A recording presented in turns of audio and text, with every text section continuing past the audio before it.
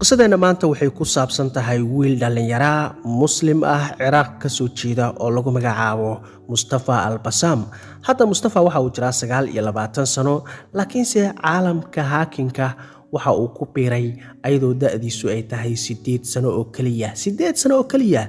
Lejinkan asal ahaan waa nin Ciraaqi ah oo wuxuu ku dhashay magaalada Baghdad sanadkii 1995. balse sanadkii 2000 ayadoo da'diisu ay tahay 5 sano oo kaliya ay qoyskiisu waxay u soo haajireen dalka Ingiriiska, gaar ahaan magaalada London.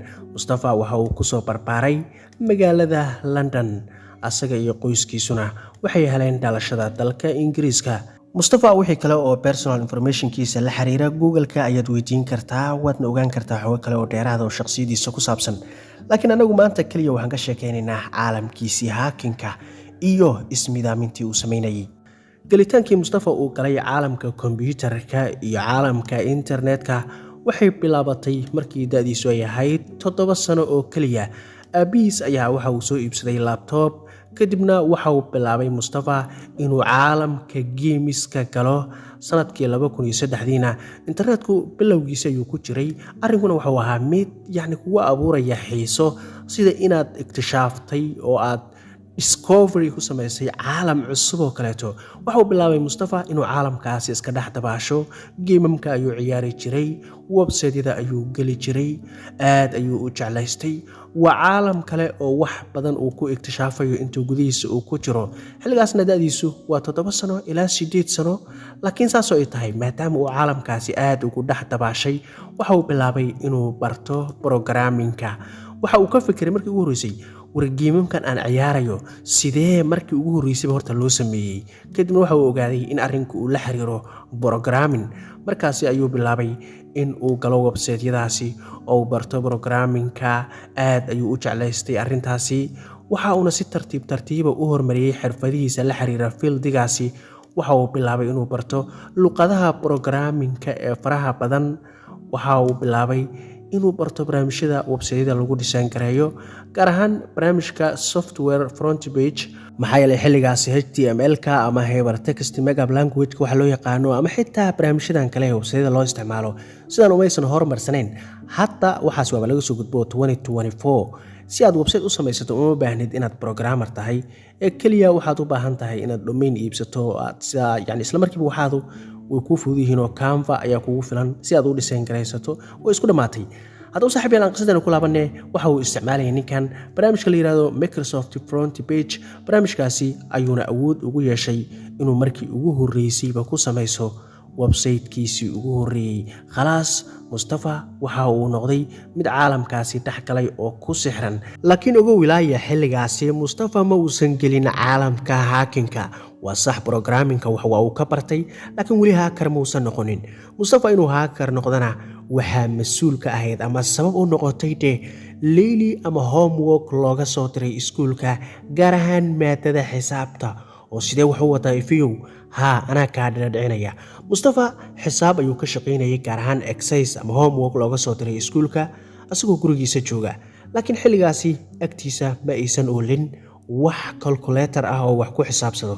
isla markiiba waxa uu ka fikiray inay jiraan website-yadaas oo haddii aad gasho aad ka helayso calculator oo aad gudaha website-yadaasi ku dhex xisaabsan karto waxaada. isla markii mid ka mid ah website-yadii ayuu galay, calculator-kii ayuu isticmaalayay oo xisaabtiisa uga shaqaysanayay website-ka gudihiisa. laakiinse hal mar ayuu asagoo iska falaadaya waxa uu geliyay calculator-ka shaashadiisa waxa uu ku qoray code programming, koodad ayuu qoray. mid ka mid ah koodadkaasi asagoo qoraya ayuu waxa uu arkay hal mar inuu dhex dusi karo website-kii calculator-kan iska lahaa koodkaasi uu qoray darteed. aad ayuu u yaabay. website-kii ayuu dhex galay, waxa uu fiiriyay sirahooda iyo xogahooda oo dhan. mar kale ayuu ka soo baxay, haddana koodkii ayuu qoray. mar kale ayuu website-kii soo galay. waaba sida inuu iktishaafay albaab ama meel yar oo duleel ah oo laga geli karo website-kaasi oo uu hacking uga samayn karo. markaas ayaa Mustafa waxay u ahayd nolol cusub oo kaleeto. sida in button la taabtay, buttonkaasina uu sii shiday layr maskaxdiisa gudaheeda ku jiray oo dansanaa. markiiba waxa uu bilaabay inuu dareemo sida inuu leeyahay awood aysan haysan dad badan oo adduunka jooga oo asaga iyo dad yaroo faraku-tiris ahi ay haystaan. Markiiba waxa uu u dareemay in caalamka hackingka uu yahay waddo cusub oo uu qaadi karo oo geemiskii uu ciyaarayay uu ku beddelan karo, yacni uu farxad ku dareemayo. Mustafa xilligaas isagoo fekeraya ayuu go'aansaday inuu noloshiisa dhabta ah ku dhaqangeliyo xirfadiisan hackingka ah ee uu doonayo inuu horumarka ka gaaro. Markiiba waxa uu go'aansaday inuu weerar ku qaado kombiyuutaradii yaalay iskuulkiisa. Horta ciyaalada yararka markay hackingka bilaabayaan maxay uga bilaabaan iskuulkooda? Haddii aad xasuusataan qisadii wiil 14 jir ah oo bilaabay inuu weerar ku qaado kombiyuutaradii iskuulkiisa oo aan ka soo sheekeeyey. Dabcan haddii aad doonayso channelka ayaad geli kartaa, qaybta playlistiga ayaad tegi kartaa. Waxaa jira playlist dhan oo aan u sameeyey qisooyinka hackerska ayaana u bixiyey. Halka ayaad geli kartaa, qisooyin badan oo hackers ayaad halkaa ka daawan kartaa. Si kastaba haatee, wiilkaas haddii aad xasuusataan 14 jir ayuu ahaa, iskuulkiisa kombiyuutaradii yaala ayuu weerar ku qaaday. Kadibna waxa uu bilaabay inuu ardayda ugu hanjabo, adigu imtixaanka soo socda waan ku ridayaa. Haye saa ii ridaysaa? Marka imtixaanka la gaaro ee la soo dhejin rabo ayuu isla markiiba kombiyuutarka galayaa, waxbuu ka bedelayaa, ardaygiiba waa uu ridayaa. Waxaa la soo dhejinayaa ardaygii oo imtixaanka ku dhacay. Midna waxa uu leeyahay waan ku baasinayaa, asagoo weliba natiijo hoose haystay ayuu kor geynayaa, asagu kaalmaha ayuu isgelinayaa. Waxaasoo dhanna waxa uu ka dhex samaynayay kombiyuutarada iskuulkiisa iyadoo aan weli la fahmin. Marka waa mushkilad jirta in ilmuhu markay hackingka baranayaan ee iskuulkooda ka bilaabaan marka ugu horeysaba. Mustafa sidii ayuu sameeyey oo markii ugu horeysay waxa uu hacking ku sameeyey kombiyuutaradii iskuulkiisa. Weerar ayuu ku qaaday. Xitaa waxa uu sheegay Mustafa in kombiyuutarada iskuulka yaala difaacooda ama security-gooda uu ahaa mid aad daciif u ah. Asaga ayaa xitaa ka sheekeeyey. Waxa uuna sheegay in security-gii kombiyuutarada yaala iskuulku ay ahaayeen kuwo aad daciif u ah. Dhammaan difaacii kombiyuutarada iskuulku waxay noqdeen Harry Maguire. Garab ayuu ka soo galay, waa uu wareejiyey, kadibna diil wax maal ayuu ka dhaliyey. Waa kan Mustafa asagoo noo sheegaya arrintaasi ee aan isla dhageysano. I also tried to hack my school computers and servers. They were quite poorly protected. Sida caadiga Mustafa waxa uu dhacay kombiyuutaradii iskuulkiisa. Kadibna markii ugu horeysayba waxa uu arkay bayaanaadkii iyo xogtii macallimiinta iyo mushaarkooda. Asagu waa isaga falfalaadaya, waxaasi muhiim lama ahan. Waa isaga ciyaaray oo macallimiinta mushaarka u kordhiyo. Waa ku soo tagay caalamkaas. Haddana waxa uu galay qaybta ardayda iyo xogahooda, natiijada ardayda iyo waxa dhammaan xogaha ardayda. Waa uu ka soo tagay. Waxaasoo dhan ayuu sameeyey. laakiinse Mustafa maadaama waxa ay wax yar la yihiin oo fudud, yacni wax weyn oo dembiya uusan u arkaynin, ardaydii saaxiibadiis ahaa ayuu u sheegay. kadibna maadaama warkii uu asaga ka baxay, ardaydii ugu dambeyn maamulka ayay sii gaarsiiyeen. maamulku maxay samayn karaan? way ku wareereen, waxay sameeyaan ma garanayaan, sababtoo cunug yar waaye oo laguma dacweyn karo. dhanka kalena waa cunug aan qaangaarin, yacni si kasta uu caqli badan yahay weli waa 8 jir haakara. see la yeelayaa? maxaa lagu samaynayaa? isla markiiba cunugii way qabteen. Mustafa qol ayay geeyeen, waxay siiyeen darsi la yiraahdo, yacni casharka waxaa la yiraahdaa edbinto kaleeto oo laga dhaadhicinayo in waxa uu sameeyey ay khalad yihiin. wiilkeeniyow mar dambe ha samaynin, calaacal way ka dhaadhiciyeen.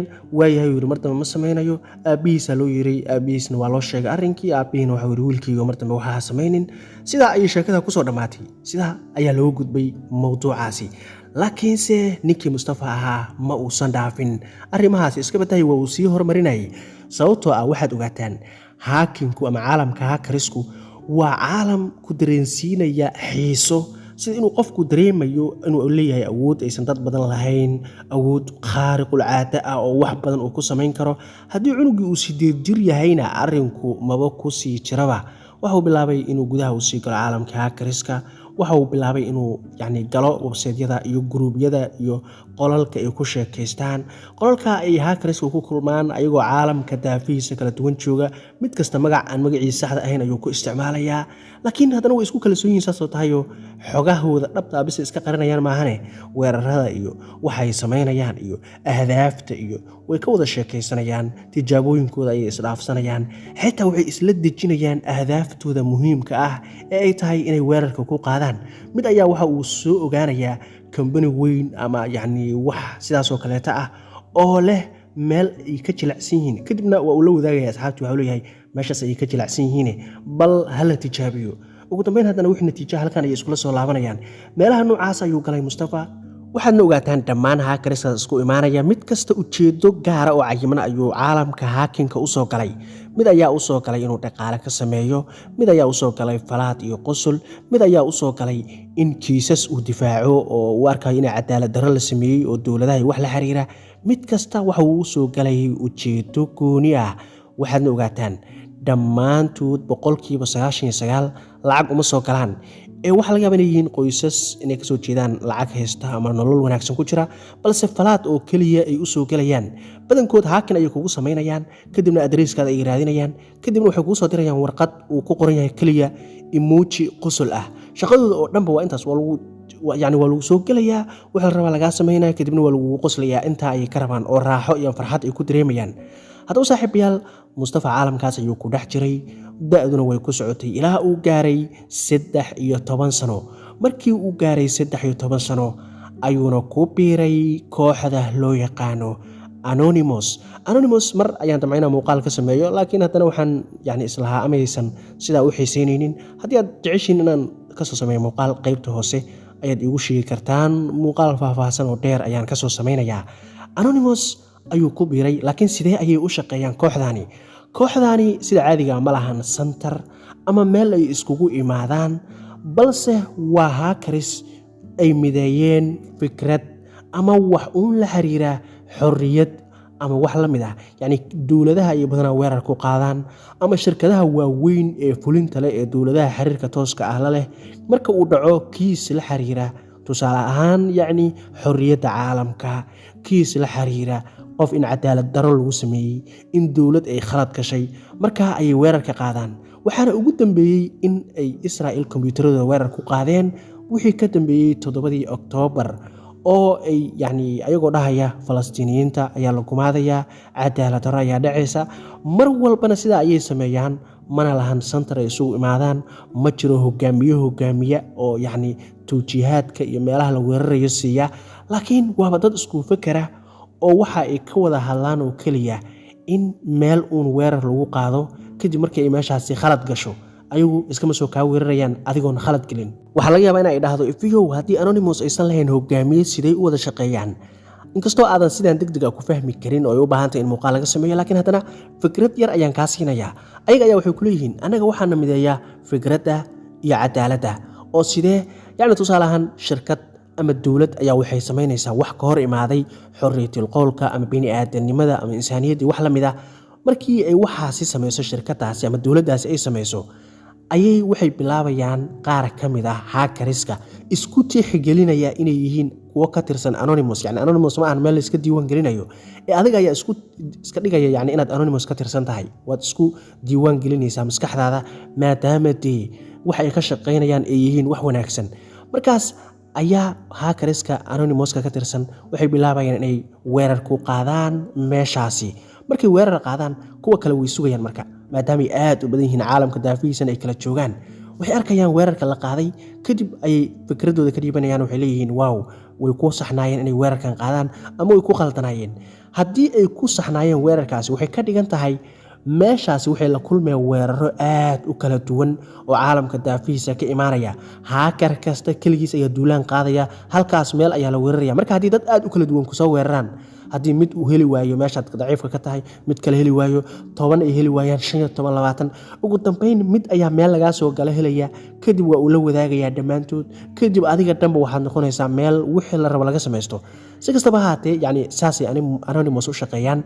ninkii dhallinyarada ahaa ee ahaa Mustafa Al-Bassam, walaalkeen Mustafa waxa uu ku biiray kooxdaasi Anonymous asagoo da'diisu ay tahay 13 sano oo keliya. intii uu walaalkeen Mustafa ka tirsanaa Anonymous, weeraradii ugu waaweynaa ee uu ka qayb qaatay waxaa ka mid ahaa weerar ay Anonymous ku qaadeen shirkadaha Mastercard iyo Visa. dabcan Mastercard iyo Visa waa naqaanaa, oo waxay bixiyaan kaararka credit cardska iyo paymentiga iyo waxa ay bixiyaan. waxay bilaabeen inay weerar ku qaadaan, laakiin waxaa laga yaabaa inaad isweydiiso maxay tahay sababta ay weerarka ugu qaadayaan. 2010kii dabcan shirkadahan waxay diideen in kaararkooda iyadoo la isticmaalayo lacago tabarucaada la gaarsiiyo shabakadda WikiLeaks. haddii aadan garanaynin, ayadu laftirkeedu waxay u baahan tahay in mowduuc laga sameeyo. waa shabakad inta badan soo bandhigta siraha ama faylalka xogta aadka u foosha xun ee dowladaha, waxaana awoodda ugu badan ay saartaa dowladda Maraykanka oo weliba ay fadeexaysay oo ay soo saartay siro iyo faylal muhiima oo ku aadan dagaaladii Ciraaq iyo Afghanistan ee Maraykanku uu qaaday iyo ujeedooyin aad u guracan oo aad u foolxumo badan oo Maraykanku uu dagaaladaasi ka lahaa. waxyaabo sidaasa ay WikiLeaks baahisay oo ay soo bandhigtay intay gudaha u gashay, yani ay soo saartay. dhanka kalena yani ninkaas hadda iskale WikiLeaks ninka asaasay waxaa lagu magacaabaa Julian Paul Assange. ninkaasna waa ninka ugu badan oo Maraykanku xilligan ay raadinayaan. waxaa laga yaabaa in isdhaahdo Maraykanku qofka ugu badan oo ay raadinayaan waa yani Ayman Adawahiri iyo waa hebel iyo dad inay kugu soo dhacaan waa hogaamiye noocaas, laakiinse ma ahan. qofka ugu badan oo Maraykanku xilligan ay raadinayaan waa Julian Paul Assange, waa aasaasaha WikiLeaks, ninkaasoo Maraykanka aad u fadeexeeyey. hadda ninkaasi Ingiriiska ayuu ku xiran yahay isla hadda oon idinla hadlayo, laakiin iyadoo Ingiriisku ay haystaan ayay Maraykanku raadinayaan oo mar walba Ingiriiska ay ka dalbanayaan inay soo wareejiyaan oo gacantooda ay ku soo wareejiyaan. aan ka gudubno saaxiibayaal, waxa ay shirkadahan Mastercard iyo Visa Card diideen in lacago tabarucaada yani lagu gaarsiiyo shabakada WikiLeaks si ay usii shaqeyso oo ay cadaalad uga shaqeyso oo yani dowladaha xumaanta ay sameynayaan usoo bandhigto siraha dowladaha ay WikiLeaks soo bandhigtaa saan idiin soo sheegay. marka maadaama Anonymous iyo cadaaladda iyo xorriyadda iyo waxa ay iyagu ka shaqeeyaan oo ay jecel yihiin inay difaacaan, shirkadahana ay diideen in WikiLeaks tabarucaad lagu gaarsiiyo kaararkooda, waxay ka dhigteen hadaf weyn. weerar ayay ku qaadeen Anonymous, kadibna waxay bilaabeen inay kombiyuutaradooda jabiyaan oo ay gudaha u galaan oo ay ku ciyaaraan. jiko bacday ay u shideen Mastercard iyo Visa Card websayadooda kuwa aan shaqaynin ay ka dhigeen, way isku dhexdaadiyeen. weerarkaasna waxa uu ka mid ahaa weeraradii ugu waaweynaa ee Mustafa uu qaybta 6aad kale ka qaatay, asagoo weliba ka hoos shaqaynaya calanka Anonymous.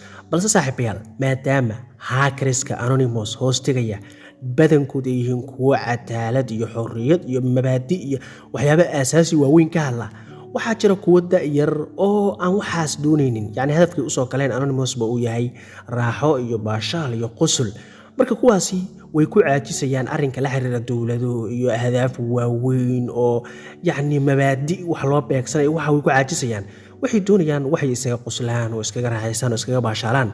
Mustafa ayaana ka mid ahaa, oo Mustafa da'diisu waxay gaartay 16 sano. 2011 ayaa la gaaray.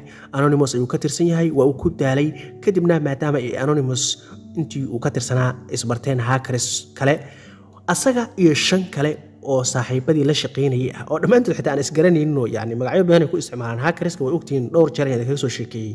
ma ahan dad korle la iska yaqaanaa maahe, gudaha la iskuma yaqaan. meesha inaad daristiina laga yaabaa hacker oo aad meesha ka wada shaqaysaan, labadiina guri isku dhagan yihiin laakiin aadan isgaranaynina.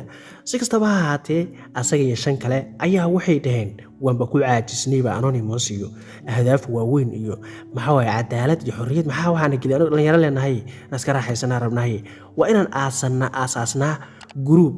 fikradaasna waxaa keenay Mustafa. waxay aasaaseen 6daas dhalinyarada ah, Mustafa iyo 5taas kale, group hackers ah oo ay ugu magac dareen Lalsig. groupkan ma ahan sida Anonymous oo qof kasta uu sheegan karo inuu ka mid yahay, laakiin waa dad cayiman. ayaga ayaana aasaasay, waa 6daas nin ee dhalinyarada ah. hadafkooda ugu weynaa waxa uu ahaa inay iska baashaalaan oo ay ahdaafta ay weerar ku qaadayaan ay ahaydaan kuwo hadhow ka qoslin kara markay ku guuleystaan. xitaa shicaarkooda waxa uu ahaa qoraalkaas meesha ku qoran, loving at your security, waxaan ku qoslaynaa difaacaada ama securitygaada. markii ay yani hacking ugu sameeyaan ay intaas ku soo dirayaan, wuxuu leeyahay waa ku qoslaynaa yani waxaad dareemaysaa ujeedada oo dhan iyo waxa ay u shaqaynayaan oo dhan in uu yahay qosul iyo baashaal iyo wax iska ciyaara. yani waxay samayn jireen marka qaar barankiyaas waxaa kamid ah ma garanaysaa, FBI-da ayay kugu jihaynayaan adigoo iska wactamaysid oo caadi ah. tusaale ahaan fiiri, adiga waxaad waceysay dukaanka dariskaada ama shirkad ayaad waceysay, isla markii waxaad is arkaysaa adoo la hadlaya FBI-da Maraykanka. waxay ku leeyihiin soo dhawow, waa FBI-da, maxaan ka caawinaa?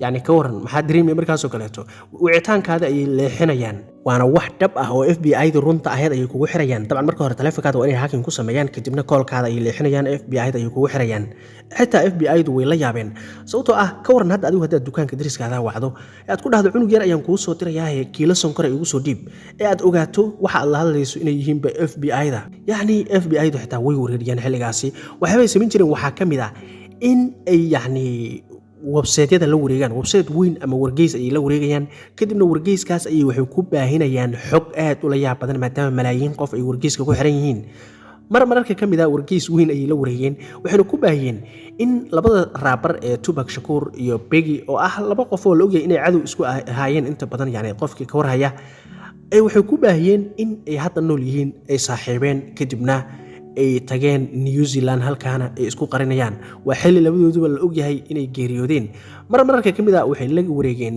Focus News dabcan Focus News waad wada garanaysaan markii ay Focus News la wareegeen waxay si gaar ah u sii haakan gareeyeen barnaamijka lagu magacaabo X Factor X Factor waa barnaamijyada Focus News mid ka mid ah waa barnaamij fanaaniinta ay ku tarjumaan ama waxa dhici kartaa tijaabi codkaada oo kale barnaamijkii ayay haakan ku sameeyeen macluumaadka dad badan oo barnaamijkaasi qayb galayay ay banaanka soo dhigeen waxaasoo dhan waa qusul iyo kaftan ma jirto ujeedo cayiman laakiin ogow mararka qaar Lalsig iyo Mustafa kooxdiisu waxay lahaayeen ujeedooyin waaweyn oo cayiman oo sabab cad ay keensanayso tusaale ahaan waxay mar weerar ku qaadeen isla xilligaasi shirkadda Sony sababta ay weerarka ugu qaadeen Sony ma garanaysaa Sony 2010kii ay waxay dacwad ku soo ogeen wiil dhalinyaro oo hacker ah oo lagu magacaabo George Hotis waa ninkan aad u jeedaan hacker aad u da'yar oo saqiir ayuu ahaa xilligaasi waxa uu weerar ku qaaday Sony gaar ahaan barnaamijka PlayStation 3 ayuu weerar ku qaaday hacking ayuu ku sameeyay kadibna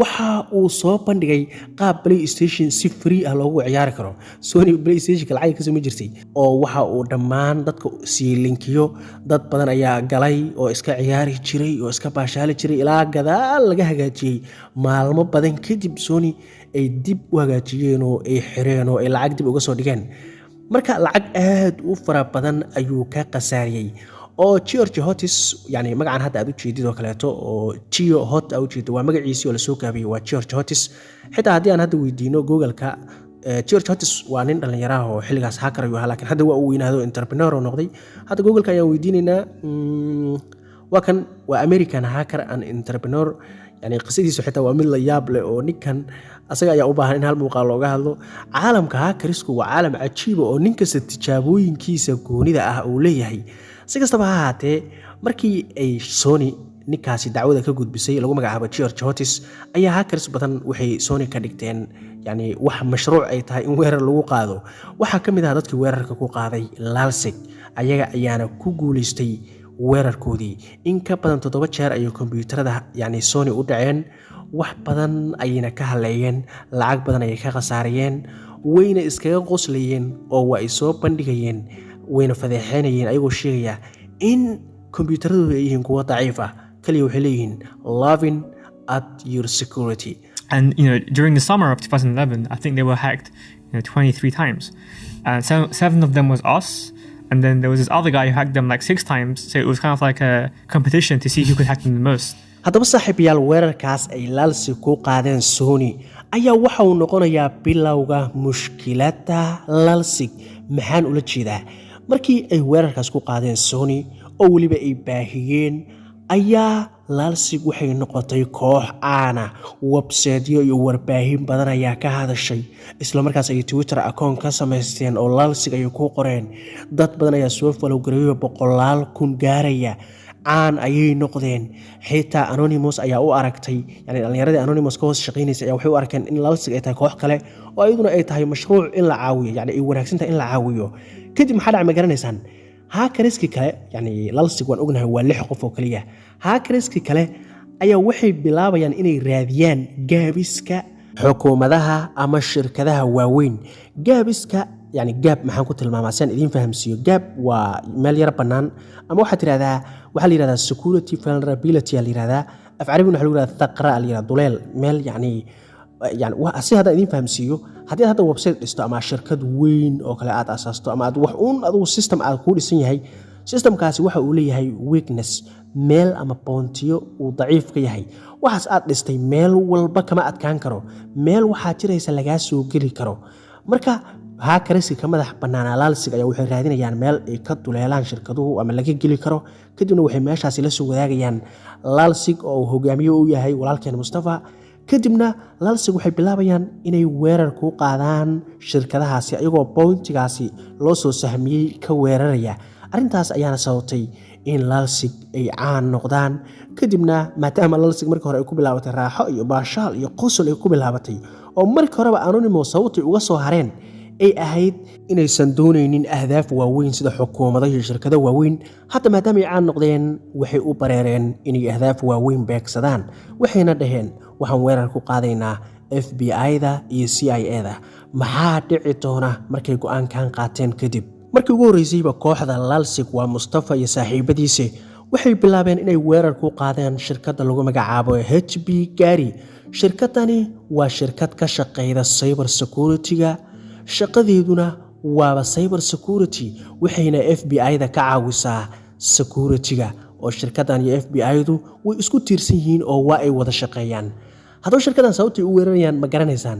shirkaddan waxaa maamulo ka ah nin lagu magacaabo Aaron Barr. Aaron Barr ma ahan Aaron Ramsey iska jir, by the way ninkan ciyaaryahan kubadda cagta ciyaaro u egyahay haddii aad garato legend tahay. aan ka gudubno, ninka lagu magacaabo Aaron Barr ayaa shirkaddani maamule ka ahaa. Aaron Barr waxa uu sameeyey khaladkii ugu foosha xumaa, bal dhageysta sheekadan la yaab kale. waxa uu ka qayb galayay Aaron Barr mu'tamar ama shir weyn oo ay isugu imaanayeen caalamka tiknoolajiyada iyo shirkadaha waaweyn ee tiknoolajiyada. yani shirkaasi ayuu hadal ka jeedinayay. waxa uu yidhi ma garanaysaa, shirkadeennu waa shirkad awood leh oo cyber security ka shaqeysa. shirkadeennu waxay awood u leedahay inay ogaato aqoonsiyada identity-ga ama yani aqoonsiyada ay leeyihiin hackerska hoostaga Anonymous iyo lalsig. labadaas magac ayuu ku dhawaaqay. weliba waxa uu yidhi waxaan awood u leenahay inaan hackerska labadaasi hoostaga waa Anonymous iyo lalsige aan aqoonsiyadooda helno, kadibna aan FBI-da kusoo wareejino. taasina waxay ahayd khaladkii ugu weynaa ee uu galay. And an executive at this computer security firm, HB Gary, provokes them, goes to a computer security conference and says, I'm going to reveal the primary members of this group. waxay ahayd khaladkii ugu weynaa ee uu galay. waxa ugu xun ee macquulka tahay inaad samaysana waa inaad u cagajuglayso ciyaal yaryar oo hackerisa oo waqti uusan ka dhicin, dan aysan ka dhicin, maskax iyo caqli aad cajiib u ahaya, isla markaana xirfado badan yaqaana. weligaa looma cagajuglayo. midda kale waxay ogaataan yani ciyaalkan hackerska oo meel walba jooga badankood haddii aad salaan u saarto oo aad ka leexato oo aadan afaarahooda gelin inay ku soo weeraraan way adagtaa, kuma soo weerarayaan. inta badan hadda shirkadaha tiknoolajiyadda oo caalamka ugu waaweyn weliga maarata ayagoo Anonymous iyo shirkadaha hackerska gruubyada hackerska ayagoo caayaya iyo waxa laga yaabaa shirarka ayagoo jooga xitaa in la weydiiyo oo ay salaan u saaraan dhahan ciyaalkaas aan dheeryaal waaye, faraha laga qaado, ay ka gaabsadaan oo kale ayaa laga yaabaa. badankoodna haddii aad sidaas salaan ugu saarto oo aad ka leexato kuma soo weerarayaan, iska baashaal ay ku leeyihiin. laakiin maalinta afka la gasho waa maalinka ay ku soo weerarayaan, meel ay kaa soo weeraraan nama weynayaan. waa sida ciyaal weer oo kale. ciyaal weer hadday ku qabtaan adigoon hubaysnayn laysma taagtaago. waxaa lahaa waa wareey warlaan dheerayaalaad tihiin, madaxa ii saaran tihiin, waa idiin taaganaya. haddaad dhahdo waxa laga yaabaa inay su-aalo ku weydiiyaan kadibna ay kaa tagaan. saaxiibayaal aan ku laabanay qisadeeniyo ninka odayga ahaa maadaama uu waxaa sameeyey waxay bilaabeen lalsig inay ninkaa iyo shirkadda HB Gary weerar ku qaadaan. waxa ay ku dul warwareegaan ka raadiyaan meel duleesho laga geli karo. ugu dambeyn waxay ogaadeen in meesha laga geli karo shirkadda cyber security ka shaqeyda waaba shirkaddii ayagu wax ilaali lahayd laftirkeedii. ay waxay ogaadeen in meesha ugu fiican laga geli karo ay tahay isla Aaron Barr ninkaasi laftirkiisa. ninkaasi ayay akoonadii baraha bulshada ku lahaa weerar ku qaadeen. mid ka mida way jabsadeen, kadibna waxay ogaadeen in uu hal password isticmaalo sidiisaba.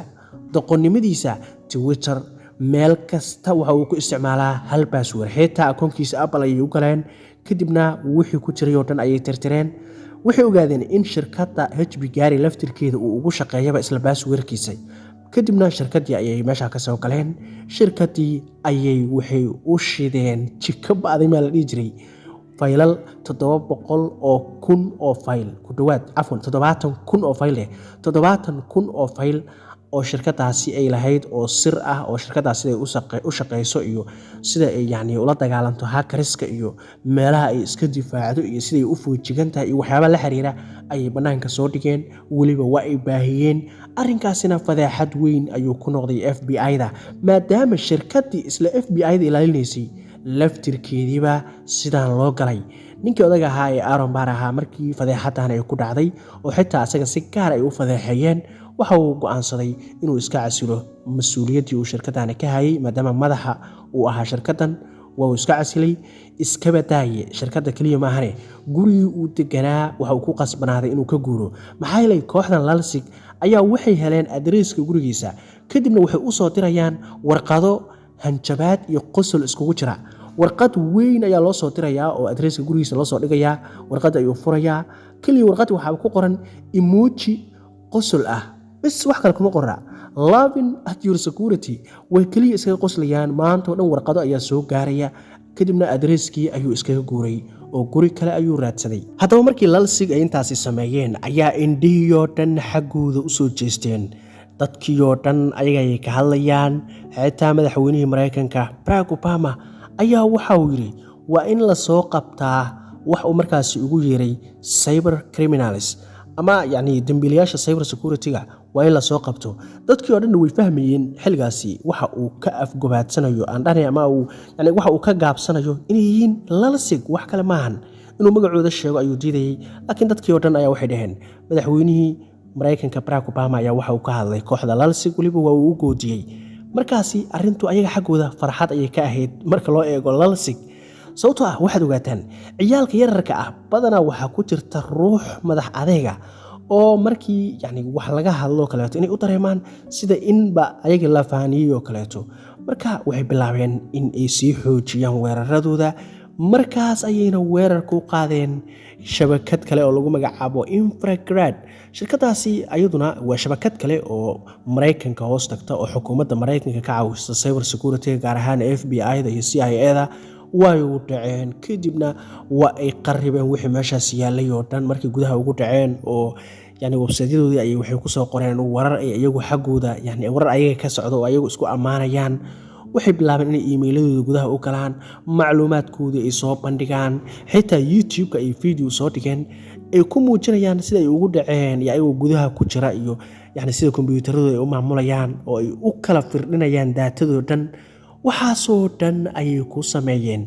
markii ay intaasi sameeyeen oo ay ku guuleysteen shirkadaasi ama shabakadda Infragrad inay hacking ku sameeyaan waxay dhaheen markaan hadaf weyn waa inaan xadidnaa hadafkooda ugu weyn markaan waxay ka dhigteen CIA-da Mareykanka 16 bishii June sanadkii 2011 ayay lalsig waxa ay postigan ku faafiyeen Twitter-kooda postigan ayay Twitter-ka soo dhigeen dabcan sidaad halka ugu jeedaan xilligaas waxay haystaan ku dhawaad 300,000 oo followers xilligaas dadku badankood followers ma aysan haysan 2011 marka yani in ciyaal yaryar oo hackerisa oo aan weli qaan gaarin ay 300,000 oo followers ay gaaraan Twitter waxay ahayd arrin aan caadi ahayn hadda saaxiibayaal aan fiirino postiga ay soo dhigeen postiga maxay ku soo qoreen tango down oo macnaheedu yahay cadowgii waa uu jabay bal ciyaalka fiiri yani cadowgii waa uu jabay ayay dhaheen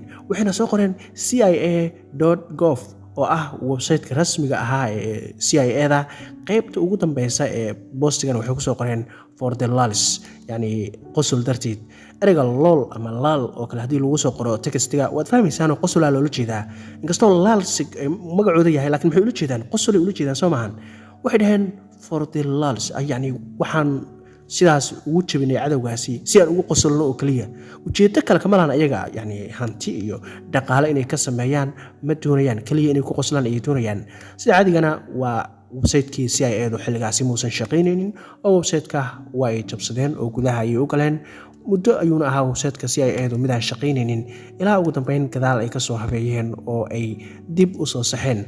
Haddaba jabsigaasi ama hacking-kaas ay ku sameeyeen CIA ma ahayn arrin aad u dhib badan marka loo fiiriyo CIA sababtoo ah website-ka oo kaliya ayaa laga jabsaday, macluumaadkoodina way u badbaadeen oo wax macluumaad oo xasaasiya oo lagala baxay ma aysan jirin.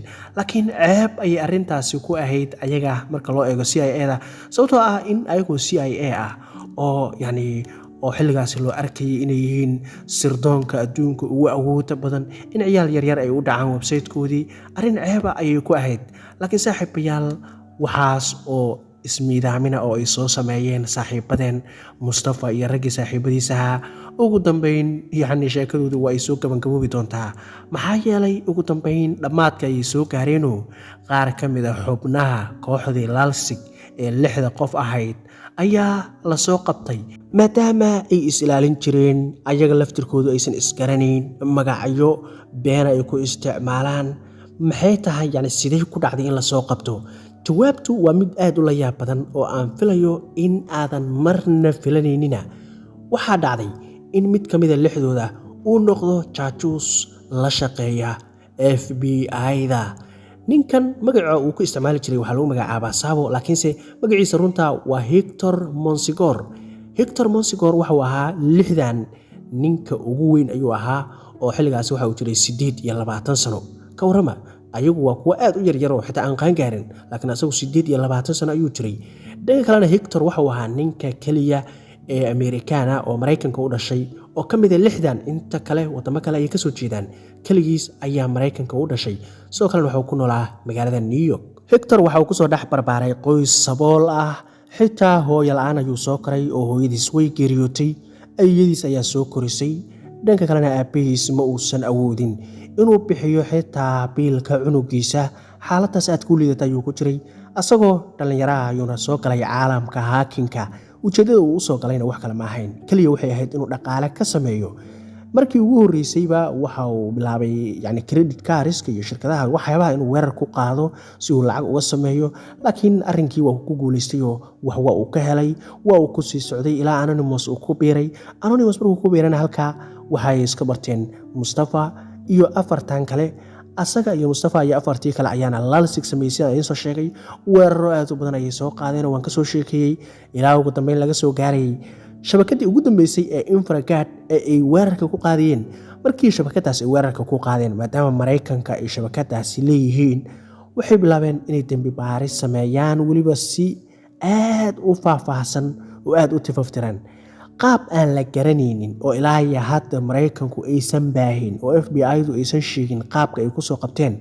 Aduu qaab aan la garanayn ayay ku aqoonsadeen ninkan lagu magacaabo Hector inuu ku nool yahay New York. Kadibna gurigii ama apartmentkii uu ka deganaa dhismo aad u weyn oo dad isku raran ahaa ayay weerar ku soo qaadeen. Kadibna Hector oo guriga jooga ayay qabteen. Markii ay gacanta ku dhigeen kadibna 2 khiyaar oo kaliya ayay siiyeen. 2 mid dooro ayay ku dhaheen. Waxay ku dhaheen inaan ku maxkamadayno oo aan maxkamad ku saarno oo ka dhigan in sanado badan oo xabsiga uu galayo, ama waxay dhaheen in aad nala shaqayso oo aad na caawiso, dadka kalena soo qabashadooda aad naga caawiso. Dabcan xilligaasi Hector wuxuu is arkay asagoo 2 daran mid dooro dhex taagan oo saaxiibadii ay muddada dheer wada shaqaynayeen ee ay wada qaraabanayeen in uu dhabarka ka toogto culays weyn ayay ku ahayd. Dhanka kalena culays weyn ayay ku ahayd in uu xabsi galo oo ciqaabtaas uu la kulmo. Hector oo ah ninkan aad u jeedaan maasha Allah ee iska ballaaran ayaa markiiba waxa uu qaatay go'aan la xiriira in uu FBI-da caawiyo, sababtoo ah hortiisa waxaa taalay ayeeyadiis soo korisay waa ay dhimatay. Xilligaas markii ayeeyay dhimatay 2010kii ayuu mas'uul ka noqday gurigii oo dhan. Guriga marka ayaa jooga 2 gabdhood oo yaryar ayaa jooga. 2daas gabdhoodna asaga ayaa mas'uul ka ahaa oo biilkooda asaga ayuu dul saarnaa. 2 gabdhood xitaa asagu muusan dhalin, walaalkiis ayaa dhalay. Ma garanaysa walaalkiis waxa ku dhacay inuu geeriyooday ama inuu xanuunsanaa ama si kale wax ugu dhaceen. Dabcan qisada kuma xusna, anna ma aanan sii barbaarin, laakiin 2 gabdhood walaalkiis ayaa dhalay, asaga ayaa mas'uul ka ahaa, guriga ayay kula noolaayeen, aad ayuuna u jeclaa oo 2 gabdhood waxay ogaadeen in uu jecel yahay. Xitaa waxay ku dhaheen FBI-du gabdhaha yaryar Soomaanaha waan ka qaadaynaa, waxaan la xiriirnaa arrimaha bulshada, wasaaradda arrimaha bulshada kadibna waa lagaala wareegaya caruurtaas iyo guriga iyo waxa dhan xabsi dheer ayaad gelaysaa. waa sababtaan idin leeyahay FBI-du wadooyinka ugu foosha xun ayay adeegsadaan. wax naxariis iyo xuquuqda caruurta iyo wax la yiraahdo mararka qaar way ka tanaasulaan oo waxay doonaan ayay sameeyaan. sidaa ayay ku dhaheen kadibna waa uu tanaasulay waxa uu yiri waan idin la shaqeynayaa. xitaa mowqifkii markaasi iyo FBI-du sida ay caruurta ugu handadeen waa kan asaga ayaa nooga sheekeynaya Mr. Hector. So they said, well, we know who you are. We know what you're doing. And we also know you have 2 kids in the house. So you could either cooperate with us or we're going to call ACS and we'll take the kids away. It's your call.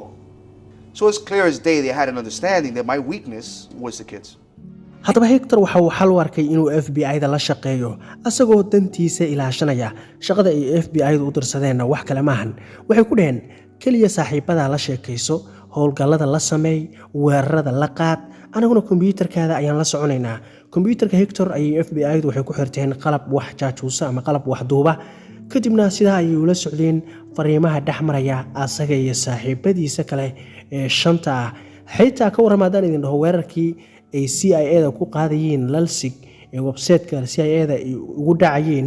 waan idin dhahayay CIA-da yani xogo badan lagama helin, waxba lagama qaadan, kaliya website-ka ayaa laga burburiyay. waxaad ogaataan wuxuu weerarkaasi dhacay xilli Hector uu la shaqeynayay FBI-da oo xitaa CIA-du way ogaayeen in la soo weerari doono. waa sababtay uga sii gaashaanteen kaliya website-kooda loo burburiyay. marka ninkan waa ula shaqeynayay saaxiibadii, sidaa ayuu ula shaqeynayay, ayaguna waxay duubanayeen xogtaasi. ugu dambayna FBI-du waxay qaab aan ilaa iyo hadda la shaacin ku soo qabteen 4 ka mid ah 5tii kale ee saaxiibadiisa ahayd oo uu ka mid yahay xitaa Mustafa waa la soo qabtay. laakiin mid ka mid ah waxaa jira ilaa iyo hadda aan la soo qabanin. xitaa Hector waa uu sheegay in asagu uusan si dhaba saaxiibadiisa dhabarka uga tooganin oo saaxiibadiis wuxuu yiri maba garanayo maxaan dhabar ka toogtaa, xogtooda ma garanayo, magacyadooda runta ma garanayo meelaha ay joogaan, waxaasoo dhan ma garanayo. kaliya waxay ugu dhaheen FBI-du la sheekaysto, sida ahaan jirteen isku ahaada, anaguna kombiyuutarkaada ayaan wax ka duubanaynaa. marka FBI-du ayadoon la garanayn si ay meelay u soo mareen ayay xogtooda soo heleen. kadibna 4taas kale way soo qabteen. sidaan kooxdii oo dhan gacanta ayaa lagu hayaa marka laga reebo hal nin. ninkaasoo sidaan idiin soo sheegay ilaa iyo hadda aan la garanayn, ilaa iyo haddana aan la helin wax xoga oo ku saabsan. Mustafa oo dhowaan barnaamij podcast-iyo lagu wareysanayay ayaa waxau yiri Hector waxau yiri anaga si toosa nooma uusan sheegin, yacni si toosa dhabarka noogama uusan tooganin, laakiinse duubashadaas ay kombiyuutarkiisa duubanayeen iyo yacni wada hadalkaas uu nala hadlayo ayaa aad u caawisay FBI-da. sababtaas ayaana keentay in la soo qabto. waxau yiri annagu 6deenu waan sheekaysan jirnay, saacado dheer ayaan isla qaadan jirnay. marka waxaa laga yaabaa ayuu yiri FBI-du inayna dhageysanayeen sheekooyinkeena, inkastoo aan xogaheena qarin jirnay oo mid kasta uu xogtiisa gaarka qarsan jiray. laakiin maadaama uu waqti dheer la sheekaysanayo, hadallo ayaa si yar kaaga soo baxaya, xog yar ayaa kaa soo baxaysa, maalinba wax yar ayaa sheegaysa noloshaada ku saabsan oo aad u yar. waxau yiri FBI-du xogahaas ayay isku aruursadeen oo isku gegeysteen, taas ayaana ka caawisay inayna soo qabtaan. si kastaba ha ahaatee FBI-du 4tan dhalinyarada ah qofkii ugu horreeyay ay gacanta ku soo dhigaan waxa uu ahaa Mustafa. inkastoo Mustafa uu London joogay xilligaasi, laakiin xiriir ayaa ka dhaxeeyay FBI-da iyo booliiska Ingiriiska ayaana subaxyada ka mid ah ku jarmaaday guriga Mustafa. guriga ayay tageen, way gargaraaceen. wiil yar oo Mustafa la dhashay ayaa ka furay xilligaasi. haddaba Mustafa oo gudaha ku jiray markuu dareemay in waxa guriga soo garaacay oo laga furay ay booliiska yihiin, waa uu dareemay in wax ay qaldan yihiin. maadaama Mustafa uusan kombiyuutarkiisa wax xoga ku kaydsan jirin, waxa uu go'aansaday inuu kombiyuutarkii iska damiyo xilligaas. si caadiga kombiyuutarka waxba kuma uusan kaydsan jirin, xilligaasna kombiyuutarka ayuu dul fadhiyay. laakiin haddana waxa uu yiri khiyaarka ugu fiican waa inaad kombiyuutarka iska damisaa. kombiyuutarka ayuu iska damiyey. kadibna booliisku guriga ayay soo galeen, baaritaan ayay ku sameeyeen, dhammaan alaabaha elektarooniga oo dhan si gooni ayay u baareen. ninkii Mustafa ahaana booliisku way wateen, yacni hooyadiis iyo aabihiis xilligaas way yaaban yihiin. way ogaayeen in wiilkooda yarka uu ahaa nin kombiyuutarada iskaga mashquulsan oo inta badan geemamka waxaa iska ciyaara, laakiinse maysan ogeyn inuu yahay hackar weyn oo yacni heer iyo dowladdu raadinayso, dowladdu iska bataaye FBI-da Mareykanku ay raadinayaan iyo waxaasoo dhan marna kumaysan baraarugsanayn. si kastaba ahaatee Mustafa waa la waday. booliisku waxay geeyeen qolka dambi baarista, dambi baaris ayaa lagu sameeyey kadibna maadaama cunug yar uu yahay uu dareensan yahay midda kale Mustafa aad ayuu caqli badan yahay waxa uu ku yiri waa inaad ii keentaan qareen la'aan ma idin jawaabayo warna idin ma sheegayo kadibna yani aad ayuu u dhibsadeen markii uu horeysay oo hadalka uu dhahay markaas ayaa lagu waafaqay oo qareen ayaa loo keenay qareenkiisi ayaa waxa uu kula taliyay Mustafa inuusan wax su'aal uga jawaabin booliiska maadaama uu da'yar yahay oo waxba aan lagu sameyn karin waxa uu ku yiri waxba ha uga jawaabin no comment uga jawaab su'aal ay weydiiyaan no comment su'aal kale ay weydiiyaan no comment aad ayuu u dhibsadeen arrintaasi dhanka kalena aad ayuu caqli badnaa Mustafa oo waa ogaa maadaama uu san wali qaan gaarin inaysan waxba ku sameyn karin arrinta la xiriirtay in loo sii dhiibo FBI oo Mareykanka loo gudbiyana taasi macquulba ma aysan ahayn oo qaanuunka Ingiriiska ayaa diidayay xilligaasi si kastaba ha ahaatee 24 saac markii wax war ay ka waayeen way iska sii daayeen oo kafaala ay ku sii daayeen si hadhow loo maxkamadeeyo yani lama cafin oo dambi ma lihid maahan laakiin iska sii joog inta laga gaarayo maalinka maxkamadaada kadibna arrinka kadiska ah ee la yaab kale waxa uu ahaa in kooxdii lalsig sidaasay kusoo dhammaadeenoo dee 5 ka mid ah waa lagu hayaa hal mid ayaa dhiman kaasna ilaa hadda lama hayo saa idiin soo sheegay arrinka la yaab kale ayaa wuxuu ahaa in 3 ka mid ah 5taas nin marka laga reebo Hector 5ta kale 3 ka mid ah ay joogeen Ingiriiska waliba ay London joogeen arrinku mid cajiib ayuu ahaa saaxiibadii muddada dheer sheekaysan jiray ee wada shaqayn jiray ee aan isgaranaynin ayaa markii ugu horeysay maxkamadda horteeda iska soo muuqanaya wuxuu ahaa kadis aad loo wada sugayay oo cajiib ah xitaa ayaga aad ugu faraxsanayeen inay kulmayaan way is arkeen waa warni ragii wada shaqay jiray anaga miya misinku way is arkeen xitaa way isla hadleen xitaa laakiin waxa la yaab lahaa mid kamid ah labadaas kale ee Ingiriiska joogtay ayaa waxa uu sheeganayay inuu yahay saqiir balse markii la baaray waxa la ogaaday inuu jiro 26 sano oo xitaa askari hore uu ahaa yani uu iska joojiyay shaqadii askarinimada oo 26 sano uu xagaba u dhaafay laakiin ninkan aad ayuu ugu adkaystay maxkamadda horteeda inuu jiro 16 sano yani sida Mustafa iyo saaxiibadiisa lalsig uu been ugu sheegayo oo 16 sano ayaan jira ugu dhahay ayuu la qabsaday oo waxa uu isku maleeyay inuu 16 sano jiro inkastoo uu 26 sano uu jiray dadka badankood taas way sameeyaan oo been badan si u sheegayaan beent markii dambe run ula ekaanaysayo way dhacdaa saaxiibayaal haddii aan soo koobay waa daalnay nimankii odayaasha ahaa dhammaantood waa la maxkamadeeyay marka laga reebo Hector oo asagu FBI-da caawinayay 4tii kale waa la maxkamadeeyay dhammaantoodna waxaa lagu xukumay xabsi u dhaxeeya 2 sano ilaa 3 sano marka laga reebo Mustafa Al-Bassam saaxiibkeen Mustafa sababta looga reebayna wax kale maahan dhammaantood waxaa la ogaaday kuwa kale in 18 sano ay xaq u dhaafeen laakiin qofka kaliya ee saqiirka ah oo ka yar da'da waxa uu noqday Mustafa asaga waxaa lagu xukumay waxyaabahan soo socda waxaa lagu xukumay 2 sano oo xabsi suspended ama laalaado meel kore ka laalaado kale maxaa laga wadaa ama waxa dhahdaa yani waa tusaale 2 sano ku xukuman yahay laakiin waa la iska daynaa gurigiisu iska joogaa waa iska noolaana caadi haddii uu dembi galo kale oo mar kale uu ku soo laabto yani waxyaabahan hacking oo qalad kale lagu qabto markaas ayaa 2 sano way u bilaabanaysaa haddii 2 sano uusan wax dembi ah gelinna way dhamaatay waxba lagu ma haysto marka 2 sano lagu xukumay sidoo kale waxaa lagu xukumay in computerkiisa wax internet la yiraahdo uusan ku xiri karin oo uusan isticmaali karin sidoo kale waxaa lagu xukumay in computerkiisa hadduu iska iibiyo ama uu computer cusub soo gadanayo uu booliiska la soo wadaago dabcan waxaa muuqanaysa inay doonayaan inay dhaqdhaqaaqa computerkiisa la socdaan sidoo kale waxay ku xukumeen in 2 sano wax coding ah uusan samayn karin wax allay wixii la xiriira programming haddii uu faraha la galo waa dambiile